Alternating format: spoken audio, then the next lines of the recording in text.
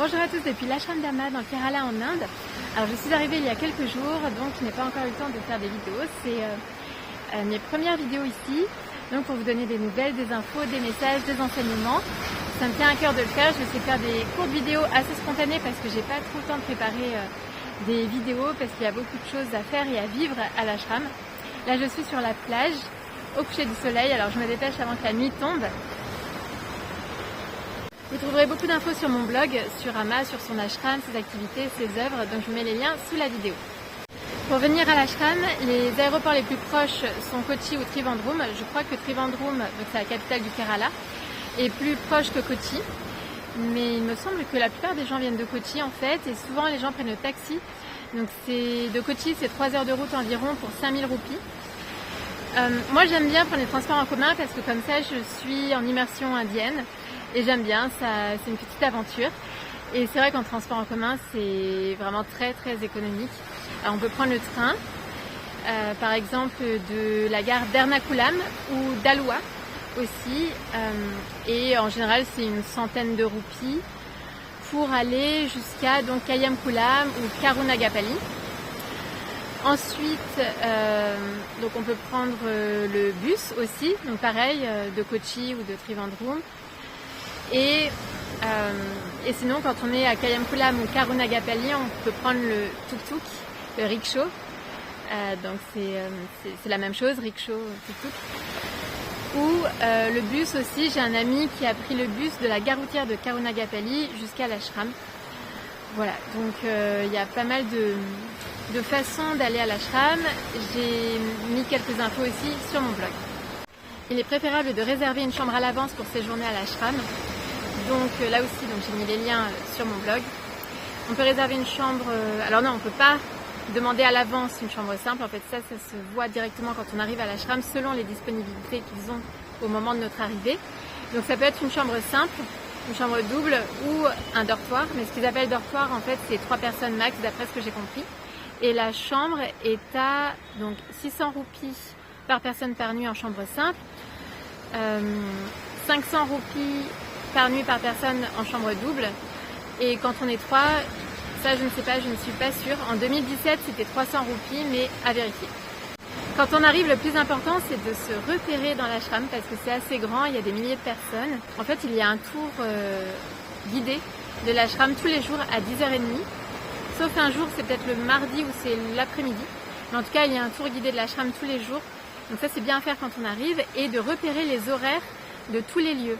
En général, tous les lieux sont ouverts plutôt le matin entre 10h et midi et entre 14h et 16h environ. Le mardi, c'est le jour de congé de l'ashram, donc là, tout est fermé plus ou moins. Donc pour avoir toutes les infos, parce qu'il y a beaucoup d'activités, il y a beaucoup de choses à faire à l'ashram, donc toutes les infos sont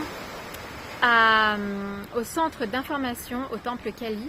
C'est au premier étage et là, il y a toutes les infos, toutes les activités. On peut réserver des cours, voilà. Là, on a tout ce qu'il faut.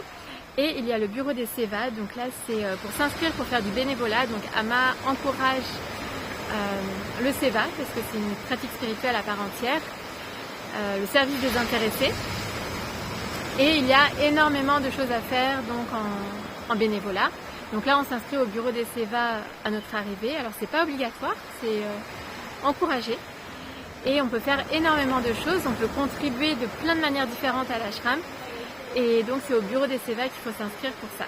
L'ashram Dhamma, c'est un lieu qui accueille tout le monde, donc on peut venir seul, en couple, entre amis, en famille. Il y a des enfants aussi, il y a pas mal de familles et des enfants qui sont là. Donc quelle que soit notre nationalité, notre religion, vraiment on est les bienvenus, on peut séjourner la journée ou alors y passer une nuit ou plusieurs nuits. C'est vraiment flexible, on peut y rester plusieurs semaines, plusieurs mois. C'est libre aussi, donc c'est ouvert, c'est libre parce que en fait on y fait ce que l'on souhaite. Il y a un programme chaque jour, donc il y a des méditations, il y a plein de choses à faire, mais par contre rien n'est obligatoire, donc c'est ça qui est très appréciable. Alors pourquoi venir à l'ashram Dhamma? Parce que déjà c'est un très beau lieu en bord de mer, c'est vraiment paradisiaque et ça vaut le détour vraiment. Et puis pour l'expérience, parce que c'est un lieu vraiment magique, il y a une il y a une vibration, une énergie qui est très forte ici, qui est très puissante, l'énergie d'Ama, qu'elle a déployée dans le monde, puisqu'elle a énormément œuvré en fait pour l'humanité, que ce soit en Inde ou dans le monde. Et c'est dû à cette énergie en fait qu'elle diffuse, qu'elle déploie. Et on la ressent vraiment sur le lieu, c'est vraiment très particulier, donc ça permet de se reconnecter à soi, de faire un travail sur son ego, en fait, comme de polir en fait un petit peu la pierre précieuse que l'on est tous pour faire jaillir la lumière. Et c'est vraiment très chouette. Alors on vit plein de choses, plein d'expériences, énormément de synchronicité. En fait, on est mis dans des situations pour toucher en fait ce qu'on a à travailler en soi. Et on reçoit beaucoup de cadeaux, de bénédictions, on reçoit beaucoup de messages, d'enseignements, de réponses, de solutions. Il y a énormément de choses qui se passent vraiment.